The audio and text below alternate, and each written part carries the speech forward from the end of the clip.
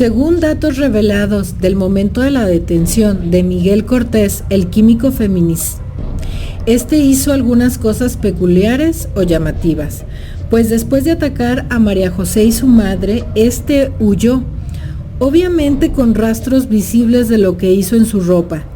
Se escondió en los departamentos por algunos minutos.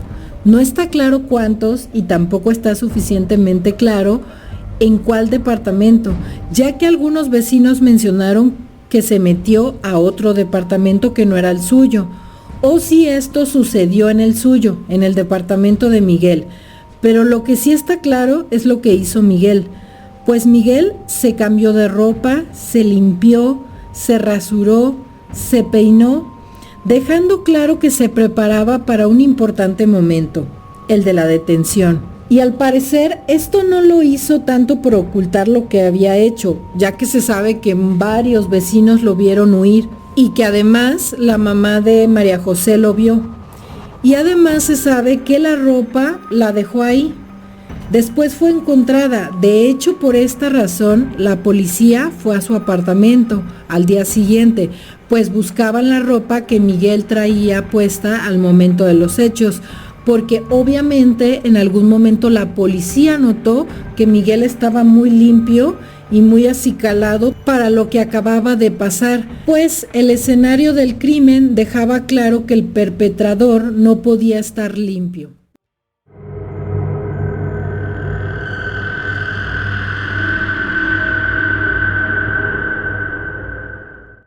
Bienvenidos una vez más a Diario Criminal. Como ya vieron en el intro, le vamos a dar seguimiento al caso del químico Femi de Iztacalco, Miguel Cortés Miranda. Y como ya vieron en el intro, este dato me llamó mucho la atención, lo que les mencioné. Recuerden que no puedo usar ciertas palabras y por eso pues el intro tiene una narración medio complicada. Pero lo que les trato de decir es que obviamente por cómo quedó el escenario del crimen, Miguel debía de haber terminado bastante manchado. Él se acicaló, se arregló y se preparó para el momento de la detención. Y como vemos, se ha hecho muy viral o ha trascendido esta foto en donde se le ve sonriente. Si recuerdan, yo les dije desde el primer video que hicimos de este tema, que Miguel sería un serial de estos que están muy satisfechos, muy orgullosos de lo que hicieron, que desean hablar de esto y hasta inventarle más, y esto parece comprobarnos ese dato. De hecho, si recuerdan en el primer video, y aquí viene el comercial, tengo 2 videos anteriores con el tema del Femi de Iztacalco, y el primer video se los hice justo cuando pasaban los hechos. Todos estos datos todavía no salían y yo les mencionaba esto, de que por algunas cuestiones a mí ya me daba la idea de que Miguel Cortés sería un asesino serial, de estos que pues para ellos es un momento esperado, casi el de la detención. Quieren hablar de esto, están orgullosos de lo que hicieron, aunque esto sea terrible, obviamente, para las familias de las víctimas, pero este tipo de seriales son así. Y yo les decía, en aquel momento solo teníamos la fotografía, otra fotografía, y donde está con los ojos cubiertos, pero yo les decía que ya parecía como que había sonreído o como que tenía una ligera sonrisa. Después trascendió esta foto en donde ya se le ve que sí estuvo sonriendo, y ahora este dato de que se acicaló, se arregló, se cambió, se preparó para el momento de la detención. Así que bueno, está quedando bastante claro que Miguel es este tipo de serial, y pues con este tipo de serial sí hay que tener mucho cuidado en las investigaciones, porque siempre va a tratar de agregar datos espectaculares e incluso agregar hasta más víctimas, por lo que las fiscalías deben de tener todas las pruebas muy claras, saber qué fue lo que pasó en cada caso, porque son complicados este tipo de criminales. Si bien por una parte pronto le vas a poder comprobar algunos casos porque va a hablar de más, también puede que agregue datos de más porque quiere incluso competir con otros. Les aseguro que conoce los casos de los otros feminicidas seriales, está bien enterado del tema, conoce el tema de los seriales. No les sorprenda que más adelante salgan este tipo de datos y sepamos que él tenía pleno conocimiento de este tipo de conductas. Y bueno, en este video vamos a estar revisando una serie de datos más que han salido que me llaman bastante la atención. Son como varios datos separados, pero que me parecen relevantes, importantes de documentar para tener bien completa la historia, lo que ha ido pasando. Recuerden que tengo 2 videos antes para, si no entienden porque nada más son una serie de datos así, sepan que hemos ido contando la historia en orden. Un primer dato que ya les decía, creo desde el segundo video les mencionaba, que cuando buscaba rentar estos departamentos, siempre buscaba que no tuvieran mascotas las personas que los rentaran, y algunas personas me decían, oye, pero que no le gustaban las mascotas, que no era vegano y defendía los derechos de los animales, aquí hay algo raro y demás. Y sí, parece ser que efectivamente él le gustaban las mascotas, defendía los derechos de los animales. Nunca vamos a tener claro qué tan real sea todo esto, ¿no? Si él lo hacía por pertenecer a un grupo, si realmente él quería, sentía más vínculo con los animales, o más respeto por la vida de los animales que por el de las personas, porque estamos hablando de un criminal, de un serial. No podemos creer todo literalmente lo que nos dice, aunque él esté decidido a hablar y demás. No todo va a ser así como lo dice, porque pues bueno, aparte de ser un psicópata, un narcisista, también es ser mentiroso. Y pues no sabemos hasta qué punto él hacía esto de los animales, pues para llamar la atención, para pertenecer y demás. Aunque sí debo decirles que en varios casos recientes de este tipo de seriales hemos visto esto, ¿no? Que sienten mayor empatía por los animales que por las personas. Quizás ya se ha quedado un poco rezagado eso que había antes. Creo que antes con Robert Ressler y todos estos trabajo hecho por el FBI en cuestión de perfilación para sacar un perfil de cómo sería un asesino serial, frecuentemente escuchábamos esto, ¿no? Del maltrato animal, de que empiezan a ensayar con animales y hay maltrato animal. Pero quizás esto ha ido cambiando, porque también lo hemos visto, por ejemplo, en el caso de Óscar García Guzmán, el llamado monstruo de Toluca, que también es otro feminicida serial con varias víctimas que tuvo él. De hecho, pues aquí tengo este caso, les estaré dejando esos casos por si les interesa. Él también estaba muy preocupado por sus mascotas cuando lo detuvieron. Lo que más le importaba eran sus mascotas.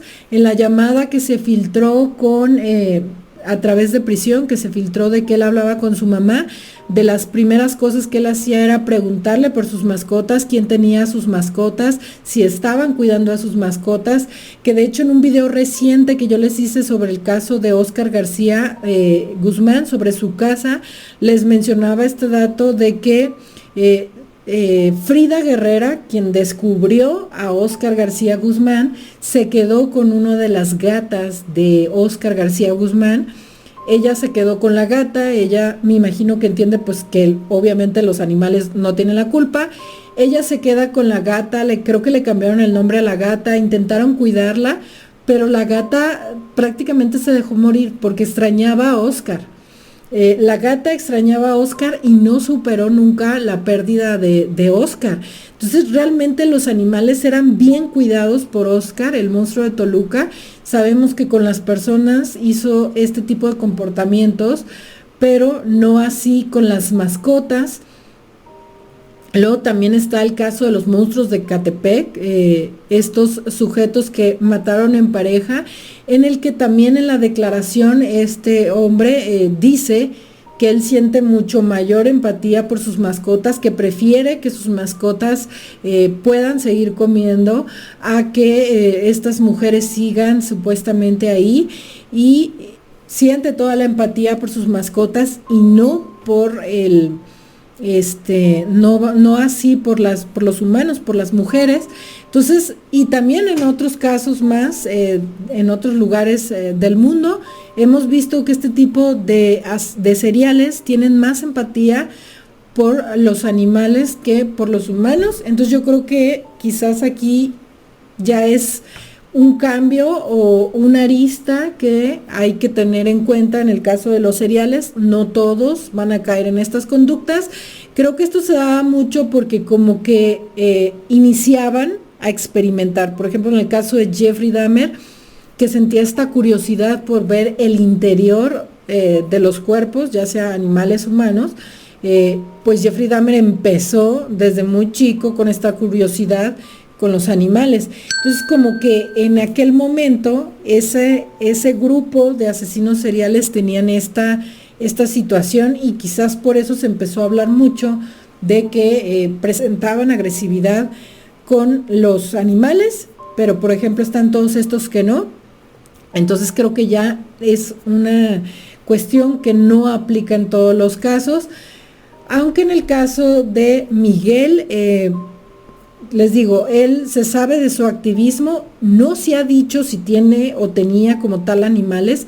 Algunas personas han llegado a decir que supuestamente a veces estaba arañado y que habrían sido los gatos y demás, pero bueno, esto no lo tenemos claro, si gatos que intentaba salvar o qué rollo, no ha quedado lo suficientemente claro, pero este dato de que no permitiera que tuvieran mascotas, las roomies, o a las personas a las que les iba a rentar los cuartos y demás, en todo caso quizás pueda obedecer no a que no le gusten los animales, sino que no querría por ahí un perro si todavía tenía algunos restos.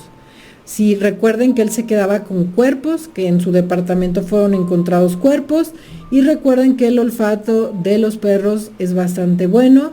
Entonces, si Miguel tenía estos restos ocultos en su habitación, por así decirlo, y los animales, las mascotas los olían, pues quizás lo podrían descubrir.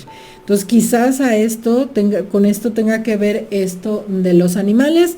Se los comento porque también es un dato que me ha llamado la atención. Habrá que ver qué sale más adelante. Y bueno, otro dato más que ha caminado por ahí y que se me hace importante que lo tratemos, es que él ha tratado de disculparse, por así decirlo. Siempre van a decir, bueno, es que yo sufrí mucho, es que me hicieron y demás, porque siempre van a tratar como de decir, bueno, es que hice esto porque me hicieron esto, ¿no? Y él ha tratado de decir que como lo maltrataron de niño y demás, esto no ha quedado lo suficientemente probado. Aunque su hermana dijo que efectivamente, pues sí llegaron a maltratarlos, pero por ejemplo está su hermana, que hasta ahora se sabe que ha tenido una vida de bien. Y cuántas personas no son maltratados de niños y no por eso terminan de asesinos seriales, ¿no? Son una serie de factores más que se combinan para que estos sujetos terminen así. Pero él hasta ahorita ha dicho que es por esto, ¿no? Que lo maltrataron y que tenía mucho coraje. Y a mí me llama la atención qué tan cierto sea, o qué tan fuerte o qué tan importante papel juega esto del maltrato en lo que hizo. Porque por lo general, pues los asesinos seriales matan o atacan eso que les molestó tanto, ¿no? Eso que los llegó a irritar tanto en la vida. Por ejemplo, sabemos que en el caso de Ted Bundy atacaba a mujeres que le recordaban a esa novia que lo dejó, a esa novia alfa, por así decirlo, que lo dejó, que no pudo conseguir, que lo hizo sentir mal, y entonces buscaba mujeres que le recordaran a esa novia, ¿no? Y era lo que mataba. Otros asesinos seriales más matan eso que no pueden tener, que anhelan y no pueden tener, como en el caso de Jeffrey Dahmer, que él anhelaba este tipo de novios, de amantes, que fueran totalmente sumisos y obedientes a él, y no podía tener, pues esto era lo que hacía, ¿no? Entonces, en el caso de Miguel Cortés, si fuera un resentimiento hacia la figura paterna, probablemente tendríamos que atacaría a hombres, no con un móvil sexual, pero sí con este coraje hacia el padre que lo violentó.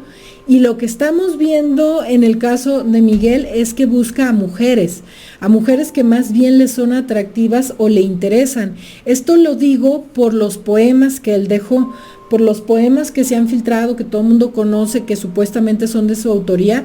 Él habla de un amor no correspondido y es esto lo que le molesta. Entonces, lo que ataca de estas víctimas, lo que busca es eso. Seguramente en algún momento estas personas, que ya se ha dicho, déjenme decirles, que ya en varias notas, e incluso el reportero estrella de este tipo de nota roja ha dicho que las mujeres que Miguel Cortés mataba o buscaba eran compañeras de escuela y de trabajo, como les dije en el segundo video, eran compañeras conocidas. Él estaba con ellas, le gustaban, se enamoraba, se fingía el amigo, el interesante, y una vez que nada de esto funcionaba y ellas lo rechazaban, seguramente él se enojaba, conseguía que fueran a su casa y las reducía. Entonces, él es esto lo que ataca, o sea, esas mujeres que lo obsesionaban y que no pudo conseguir. Entonces no tendría mucho que ver esto de la infancia maltratada, porque entonces veríamos otras cuestiones, ¿no? Aunque puede haber varias aristas más dentro de esto que quizás podamos precisar más cuando haya más información confiable, fidedigna y real. Y bueno, yo en el otro video les mencionaba esto de que está mal que se filtren datos de la investigación, sobre todo cuando necesitas vincular a proceso a estas personas. Yo obviamente me parece bien que salgan los datos, porque pues obviamente yo quiero conocer qué fue lo que pasó. Yo tengo ahí atrás un montón de libros de estas cuestiones que si los datos no salieran no los podríamos conocer. Entonces, obviamente para mí está bien que los datos salgan, pero no cuando ponen en peligro las investigaciones, que fue lo que yo les mencionaba, porque de hecho la familia de María José lo dijo. No queremos que la sigan revictimizando y que pongan en peligro la investigación al filtrar este tipo de datos. Les digo esto porque algunos me tundieron por el periodista de la nota roja, que consigue las grabaciones, los videos y las fotografías y pone sus logos. Me tundieron y porque yo les decía que estaban mal estas filtraciones. O sea, estas filtraciones están mal, sobre todo cuando ponen en peligro el proceso o cuando revictimizan a las víctimas. Pero eso es lo que veo mal de este actuar. Por otra parte está que efectivamente esa persona, ese reportero, siempre tiene acceso a la información que supuestamente es privada y todo este tipo de cuestiones, pero déjenme decirles que él, por el que me tundieron y que sé que muchos les gusta, él ha dicho: yo sé que de ese departamento se extrajeron 3 cráneos. Algunos me tundieron en el video anterior porque yo mencioné que hasta ahorita hay 7 víctimas. Eso no quiere decir que yo diga que ya no hay más. O sea, de hecho puede que haya más. Pero yo les decía, en este momento se encontraron 20 credenciales del INE, de las cuales supuestamente 5 ya pudieron confirmar que las mujeres están bien y están vivas. Yo les decía que estas credenciales se encontraron porque él solía rentar habitaciones. Y cuando rentas unas habitaciones, además de un contrato, viene una INE y a veces viene hasta el INE del aval de quien se haría responsable si tú no cumples el contrato de renta, ¿no? Entonces le encontraron 20 INES. Esas 20 INES no quiere decir que vayan a ser 20 víctimas. A lo mejor acaban siendo 40, no lo sé. Pero yo lo que les dije en ese video, por el que vinieron a tundirme, es que de esas 20 INES, 5 ya se confirmó que están bien y están vivas. Nos quedan pendientes 15, por así decirlo, para que lo tengan más claro y no me interpreten y pongan palabras suyas en mí. Quedarían pendientes 15 personas, de las cuales 7 ya se saben, y el reportero que ustedes mencionan, que profesan fe en él, dice Hay ahorita 7 víctimas, lo que yo les dije, 7. O sea, bueno, creo que les decía 6 más la mamá de María José. Pero bueno, se habla de 6, 7. Él dijo también que 7. Y él dijo, yo supe que de esa casa salieron solo 3 cráneos. Yo les digo también que hay otras víctimas en las que cambió, como pudiera ser el caso de Claudia. Yo los casos en los que las familias de las víctimas han hablado, yo también los he agregado, aunque la fiscalía todavía no los haya mencionado, como tenemos a las familias de las víctimas dando muchos datos que tienen mucho sentido, yo también lo agregué. Entonces, yo les mencionaba eso. No descarto que puedan aparecer más víctimas, pero sí deben de corresponder a lo que hemos visto, al modus operandi, al tipo victimológico, a la forma de conservar los cuerpos. Entonces, es muy importante que tengan en cuenta esto porque yo les decía que hay personas que están inventando ya una serie de cuestiones para decir que son 800,000 víctimas y que no, a ver, hay que ser responsables con el micrófono. El micrófono es una oportunidad de difundir nuestras ideas, de hablar desde el conocimiento y demás, pero no de exagerar ni de hacer que la gente entre en psicosis. Los datos que yo les dije se confirman incluso por este reportero que tiene mucho acceso a la información. Él está hablando de 7 personas identificadas, 20 INES, de los cuales 5 ya se supieron que las personas están a salvo. El 8 de mayo, Ulises Lara, encargado de la Fiscalía, por medio de un video confirmó la plena identificación de 3 víctimas y lo que no quiere decir que ya no habrá más. De hecho, mencionan que siguen los análisis genéticos de más restos. Y solamente 3 cráneos que salieron de esa casa. Les repito, yo no dudo que más adelante salgan más, porque todavía tenemos por ahí de los 20 INES, 5 encontrados, 6 que saben, pues todavía tenemos INES pendientes de resolver. Así que yo no he dicho que hasta ahí va a quedar y que ya no habrá más víctimas. De hecho, tan es así que yo estoy considerando a Claudia, que no se la quedó en el departamento, pero que sí hasta tuvo una relación de pareja con ella, y a Mayrani, que la familia de Mayrani ha salido a hablar. Entonces, quiero que esto les quede muy claro, porque yo no dije que hasta ahí van a llegar, y mucho de lo que yo les dije que es lo que hay, lo que de verdad hay, no lo que Juanita me dijo, que Pedrita le dijo, que te voy a decir con el rostro tapado.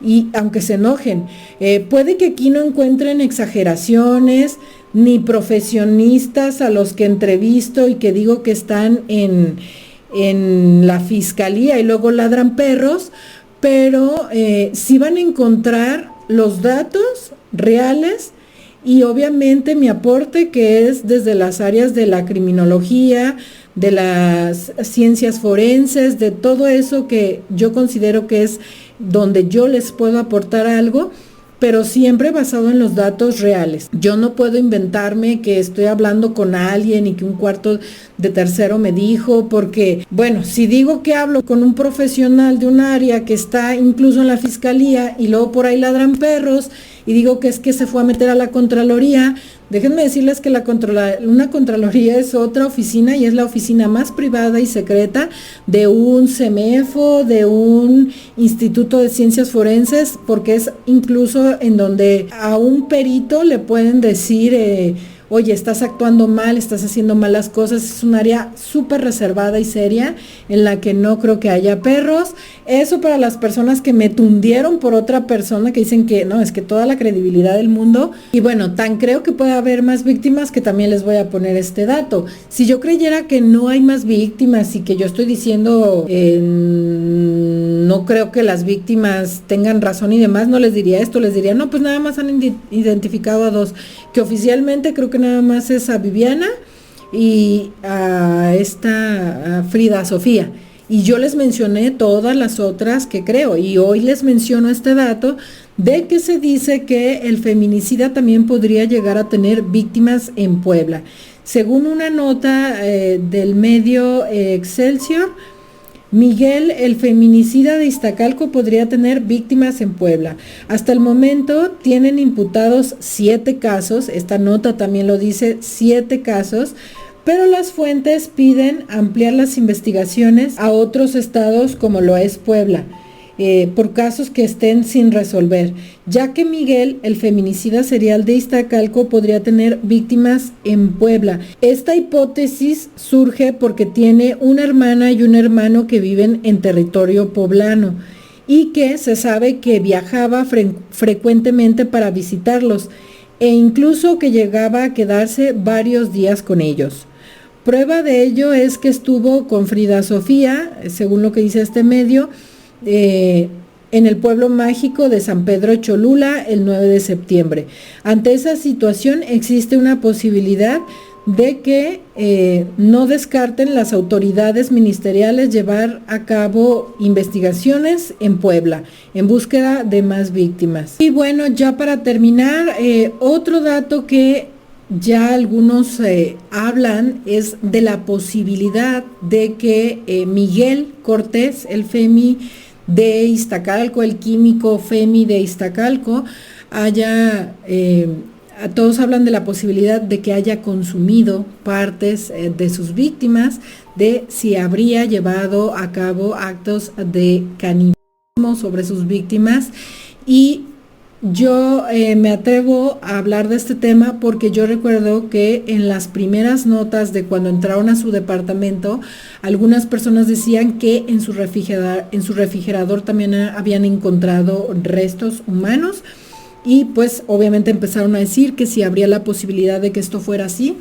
Y déjenme decirles que pienso que es muy probable que sí, porque la mayoría de los que cometen este tipo de actos lo han hecho. Por lo general, este tipo de acciones de descuar a las víctimas o separarlas o quedarse con los cuerpos o hacer este tipo de cuestiones en casos criminales obedece a dos tipos de conductas.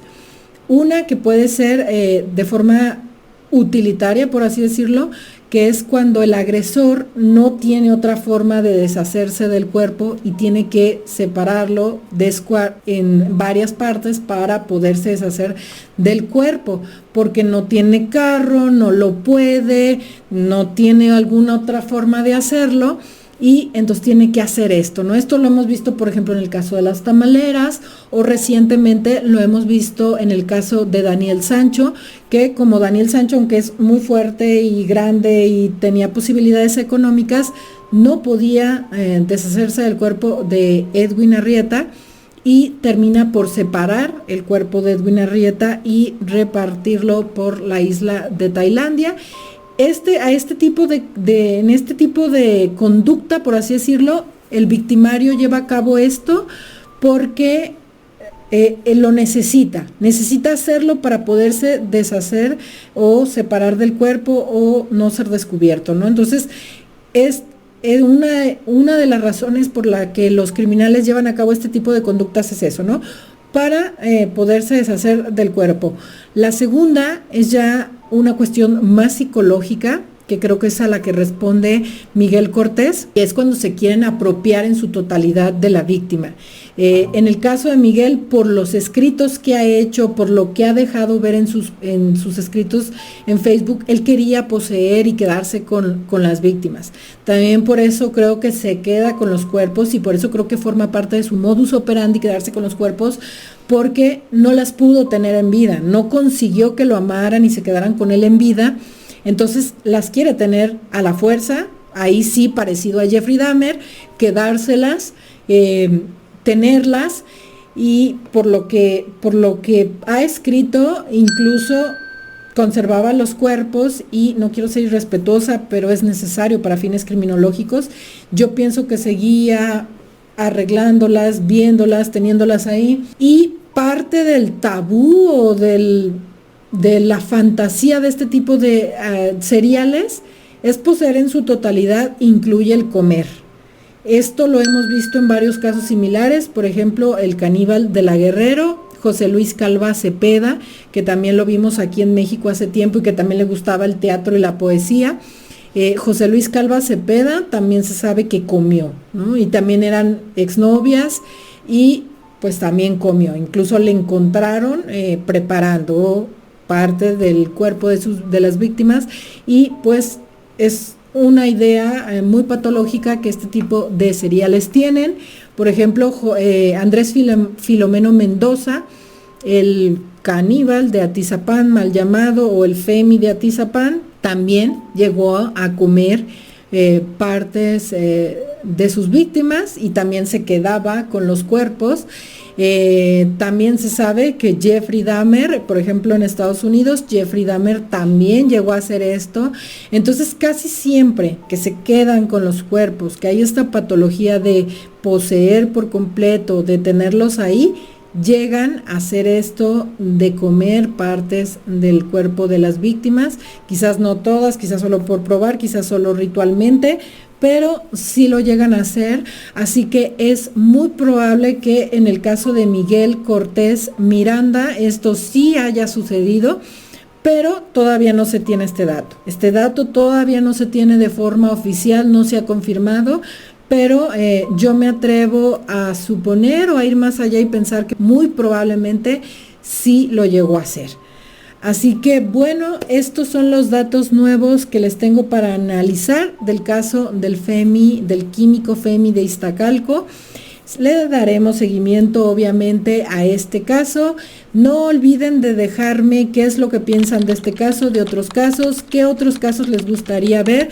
También sus quejas y sugerencias, siempre leo todo lo que me dicen, en ocasiones contesto, como en el pasado video, que fue mucha la tundida.